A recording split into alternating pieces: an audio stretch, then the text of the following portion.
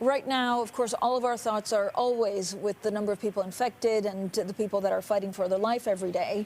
But what kind of impact do you see it having on the U.S. economy? A lot of steps have been taken by central banks and on the fiscal side. How much more can they do? Well, the biggest impact you're going to see is really the loss of income, and we see the unemployment rate in the U.S. peaking at around 8.5%, so that's up a full 5 percentage points.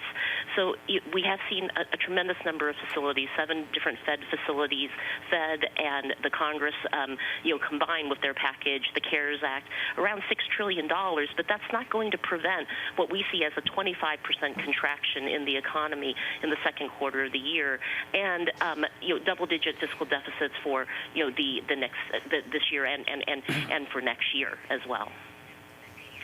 So a uniquely deep, but we hope short-lived crisis. Short-lived? When do you know whether it's short-lived or not? Does it, depend on the amount of resources in terms of health tests and things like that? How do you measure that, Joyce? Well, so we're looking at, as is everybody, when the infection rate peaks. And in our forecast, we're putting in sort of June as more of the point where you can get to some point of calling, more normal circumstances. So, I mean, what we're looking at right now is a number of different trackers, but we've used a number of different things, including big data analysis that looks at the hospitalization rates.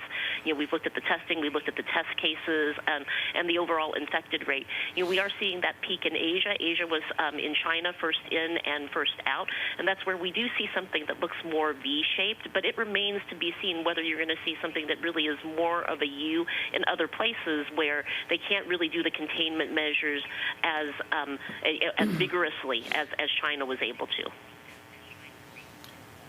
Joyce, good morning. I look at the notes put out by JPMorgan, and particularly the Bruce Kasman, Joshua Lupton note on the decline in non-farm payrolls, and we wish each politician would read the JPMorgan note looking for a 20% decline in non-farm payrolls. Is that what it's going to take to get income replacement legislation?